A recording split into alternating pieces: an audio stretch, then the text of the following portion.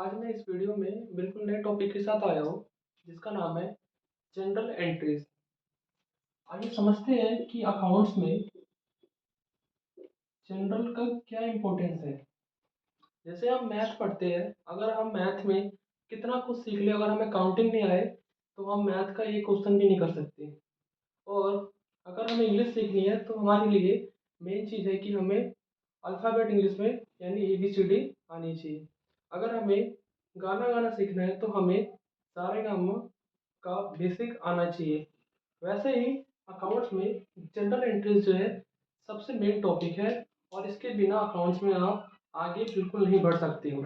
सबसे मेन भी है और सबसे इम्पोर्टेंट भी है। इसके बिना अकाउंट्स में आप कुछ भी नहीं कर सकते। अगर आपका ये स्ट्रॉन्ग हो गया यानी बेस स्ट्रॉन्ग हो गया तो आने वाले टाइम में आप अकाउंट्स में कोई सी भी एंट्री बना सकते हैं। जैसे बना बताता हूँ आपको मैं कि जैसे हम मैथ में या तो प्लस करते हैं या फिर माइनस करते हैं कोई भी चीज़ को। तो अकाउंट्स में ऐसा नहीं होता है। अकाउंट्स में हम यानी डेबिट और क्रेडिट का यूज करते हैं। डेबिट और क्रेडिट का यूज करते हैं। मैं आपको एक छोटा सा फॉर्मूला बताता हूँ कि अगर असेट्स जो है वो इंक्रीज हो रहा है तो हमें डेबिट करना है, और अगर लायबिलिटी डिक्रीज हो रहा है तो हमें डेबिट करना है। एक रूल ही हो गया डेबिट का। दूसरा क्या है, असेट अगर इंक्रीज कर रहा है तो डिक्रीज भी कर सकता है, तो हमें क्या करना है, क्रेडिट करना है। लायबिलिटी अगर इंक्रीज करेगा तो क्या करेंगे हम, डेबिट करेंगे। मैं आपको इस कॉन्सेप्ट को कुछ क्वेश्चन के थ्रू समझाता हूँ।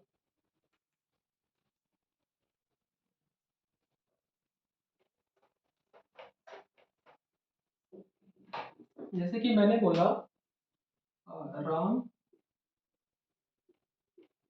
Started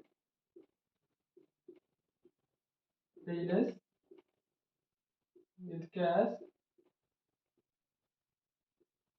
rupees 5 lakh. कितना है, 5 लाख।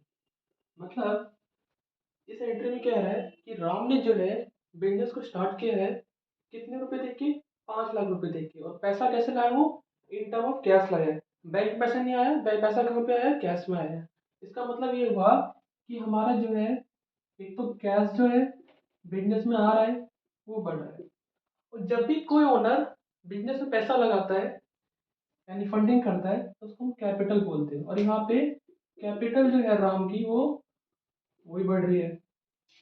मैंने आपको पहले बता चुका हूँ कि कैश क्या होता है। हम कैश को एज अ असेट ट्रीट करते हैं और लायबिलिटी को एज अ हम इंटरनल लायबिलिटी ट्रीट करते हैं। मतलब इनका कॉन्सेप्ट सेम रहेगा, इसको लायबिलिटी मानेंगे। तो यहाँ पे देखिए असेट्स बढ़ रहा है और लायबिलिटी बढ़ रहा है। तो आपको मैंने रूल सिखाया था कि असेट्स अगर बढ़ रहे हैं तो डेबिट होगा, अगर असेट्स घट रहा है तो क्या होगा, क्रेडिट होगा। वैसे अगर लायबिलिटी अगर बढ़ रहा है तो क्या होगा, क्रेडिट होगा। लायबिलिटी घट रहा है तो क्या होगा, डेबिट होगा। बिल्कुल सिंपल सा रूल है, आप इसे समझ सकते हैं। यहाँ पे क्या हुआ, असेट्स बढ़ा यानी डेबिट होगा। असेट्स में नाम किसका है, कैश का है। और लायबिलिटी यहाँ बढ़ रहा है, लायबिलिटी क्या होगा यहाँ पे, क्रेडिट होगा। तो हमारी एंट्री क्या बननी चाहिए, cash account debit to Ram's capital account. Ram's capital account कितने रुपए से, वो 5 लाख रुपए कैश लाएगा और 5 लाख रुपए इसका कैपिटल बढ़ा है। ये जो है हमारी बिल्कुल सिंपल सी एंट्री है, जो बिजनेस की पहली एंट्री मानी जाती है। जब हम बिजनेस को स्टार्ट करते हैं तो ये एंट्री होती है। वैसे हम दूसरी एंट्री की बात करें, जैसे मैंने बोला कि आपने मशीन परचेज किया है 2 लाख रुपए का, परचेज मशीनरी और rupees 2 lakh, rupees 2 lakh. Machine खरीदा है कुछ नहीं बोला है तो मतलब आपने पैसे से मशीन खरीदा है। मैं लिख देता हूँ इन कैश। तो यहाँ पे क्या हुआ है, मशीन जो है आपका वो क्या है, असेट है, और कैश क्या है, वो भी हमारा असेट है। लेकिन इसमें दो चीज हो रहा है, एक तो हमारा मशीन जो है वो बढ़ रहा है। अगर हम कोई चीज खरीदते हैं, मान लो आपके पास 100 रुपये है और आपने 100 रुपये लेके बाजार गए और 100 रुपये के 4 पेन ले लिए, तो आपके पास पैसे तो चले गए। पैसा यानी आपका असेट तो चला गया। तो असेट क्या हो गया, आपका पैसा क्रेडिट हो गया।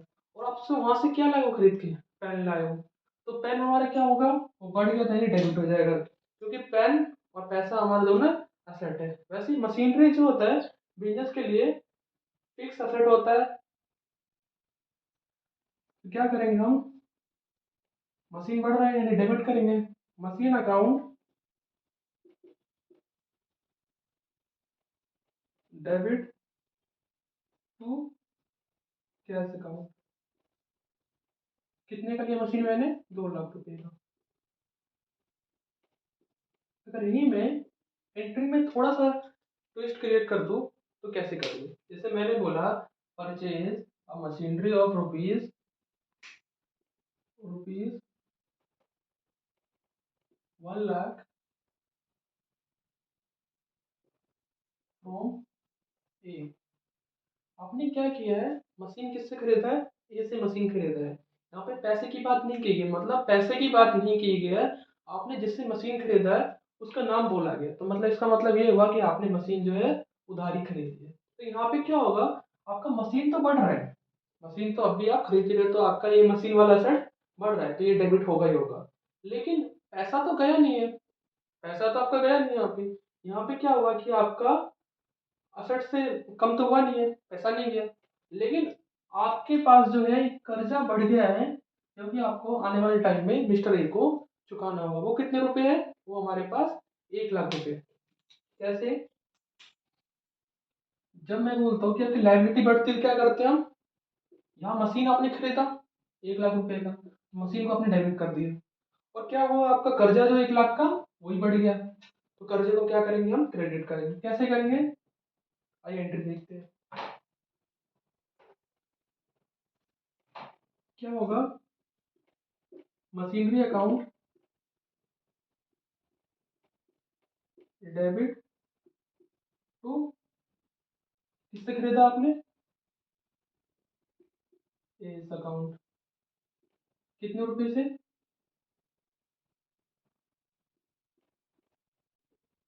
1 लाख रुपए से।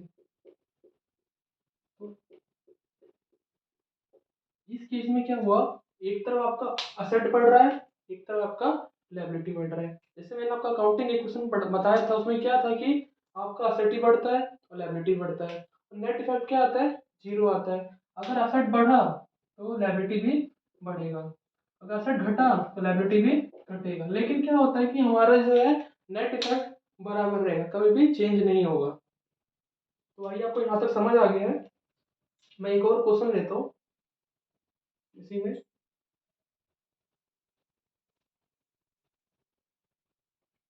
तो आपको सबसे ज़्यादा जर्नल एंट्रीज करने से पहले आपको ये ध्यान रखना चाहिए कि हमारे पास असेट्स क्या होता है, लायबिलिटी क्या होता है। बस ये पता होगा आपको, तो आप जो है कोई सी जनरल एंट्री कर पाओगे। अगर कोई सी भी जनरल एंट्री कर लोगे तो आगे जाके आप कोई सी भी अकाउंट्स बना सकते हो, चाहे वो मशीन अकाउंट हो, बिल्डिंग अकाउंट हो, कैपिटल अकाउंट हो, कैश बुक हो, बैंक बुक हो, कुछ भी हो, तो उसको आप बना सकते हो। जैसे मैं एक और क्वेश्चन लेता हूँ इसी में, परचेज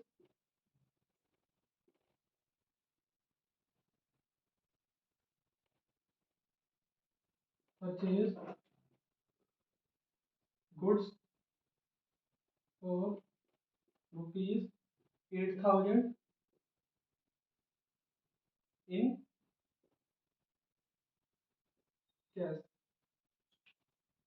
आपने क्या किया है, बिजनेस के लिए जो डे टू डे लाइफ में आप गुड्स यूज करते हो, कोई नया प्रोडक्ट बनाने के लिए, वो आपने खरीदा है कितने रुपए का, 8,000 रुपए का। तो क्या बोलते हैं हम, जब भी हम गुड्स की बात करें, जब भी हम गुड्स की बात करें, जैसे मैं बता दूं आपको कि हमारे लिए गुड्स क्या होता है, असेट क्या होता है।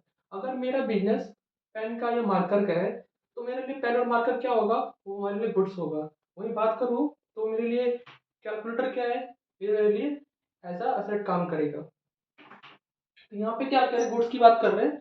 जब भी गुड्स की बात करें, जब भी हम गुड्स की बात करें, अगर हम खरीदते हैं गुड्स, तो क्या लिखेंगे, हम परचेज अकाउंट करेंगे खरीदने पे। बेचने पे हम सेल्स अकाउंट लिखते हैं, जब भी हम गुड्स की बात करें। अगर मान लो आपने गुड्स खरीदा और गुड्स को वापस कर दिया, तो उस केस का यूज करेंगे परचेज रिटर्न का यूज करेंगे। वैसे आपने गुड्स बेचा था यानी सेल किया था और वापस आ गया आपके पास, तो क्या होगा, यहाँ पे हम सेल्स अकाउंट का यूज करेंगे। तो आई थिंक आपको ये क्लियर हो गया होगा। तो यहाँ पे एंट्री क्या होनी चाहिए, आपने गुड्स परचेज किया 8,000 रुपये का, तो यहाँ पे होगा आपका पैसा गया है, यानी कैश जो यहाँ पे कम हुआ है, तो कैश आपका क्या होगा, क्रेडिट होगा। लेकिन गुड्स आपका क्या है, गुड्स को आप एज एसेट ट्रीट करते हो, तो एसेट बढ़ने पे क्या होता है, डेबिट होता है। तो क्या लिखूंगा मैं, purchase account debit to cash account. कितने रुपए से, 8,000 रुपये से। हम लोगों को क्या होता है कि 11th में एक कंफ्यूजन में डाल दिया जाता है कि नॉमिनल अकाउंट है, ये पर्सनल अकाउंट है, ये अकाउंट है, ये ऐसा इम्पर्सनल अकाउंट जो भी है। तो हमें उसको कुछ नहीं समझना, हमें मेन फोकस होना चाहिए कि हमारा असेट क्या होता है, लायबिलिटी क्या होता है, जिससे कि आप कोई सी एंट्री को बना पाओगे। जैसे मैं बता दूं आपको कि आपका कोई भी एक्सपेंस होता है, कोई भी आपका एक्सपेंस हो, एक्सपेंस हमारे लिए क्या है, एक्सपेंस को एज हम असेट ट्रीट करते हैं। जैसे बोलता हूँ मैं, आपका प्रॉफिट होता है, कोई प्रॉफिट होता है या फिर इनकम हो रहा है, तो उसको हम एज अ लायबिलिटी ट्रीट करते हैं। ठीक है, जैसे आपको कुछ चीजें बताता हूँ कि हम किस किस चीजों को असेट में रखते हैं, किसको हम लायबिलिटी में रखते हैं।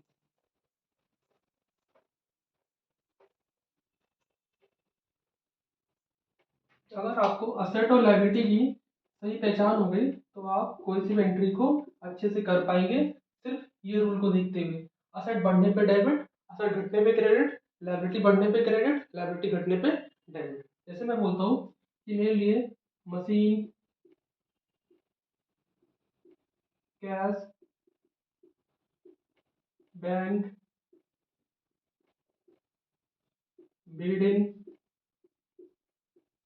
डेटर्स, कोई भी इक्विपमेंट जो आपके पास है, इक्विपमेंट,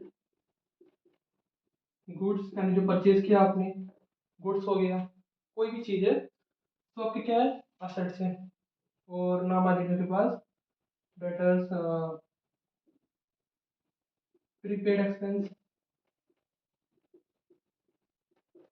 ठीक है, और आपका लैंड आ जाएगा यहाँ पे, प्लांट आ जाएगा, और आपका सेल्स रिटर्न, परचेस आएगा, जिससे हमारा असेट्स बढ़ता है। यहाँ पे लिखेंगे हम कैपिटल, बैंक लोन,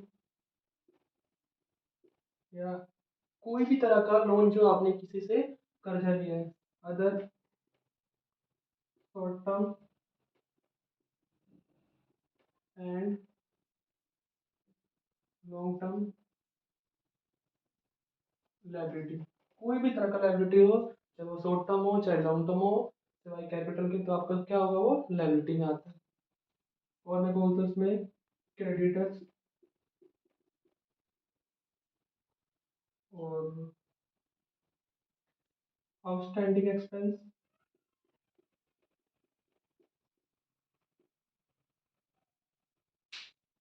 मतलब ये नाम है हमारे मेन में, जो कि हमारे लाइबिलिटी में आते हैं। और एक नाम आता है हमारे पास, जैसे इनकम, प्रॉफिट, और यहाँ पे असेट में को नाम लिख सकते हो आप, एक्सपेंस, लॉस। जो भी फायदा हो रहा है वो लाइबिलिटी में आता है, जो घाटा होगा वो कहाँ पे आएगा, असेट्स में आएगा। आउटस्टैंडिंग एक्सपेंस, और मैं बोलते हैं यहाँ पे सेल्स करोगे तो क्या आएगा, पैसा आएगा और आपका गुड्स जाएगा। तो सेल्स भी हम किसको मानते हैं, एक तरह से हम लायबिलिटी मानते हैं सेल्स को, और परचेज रिटर्न को भी हम लायबिलिटी मानते हैं। तो ये कोई कहीं बुक में लिखा नहीं है, ये मेरा अपना एक्सपीरियंस बता रहा हूँ कि आप इनको ऐसे याद कर लोगे तो आपके लिए आसानी होगी। जैसे मैंने बोला कि आपने कोई मशीन खरीदा है, तो यहाँ पे ये चीज़ बढ़ने वाली चीज़ है, मशीन आपका बढ़ेगा तो क्या आपका डेबिट होगा, और जो घटेगा उसको हम क्रेडिट करेंगे। तो इस तरीके से हमें जनरल एंट्रीज को सीखना है। आई होप आपको ये क्लियर हो गया होगा।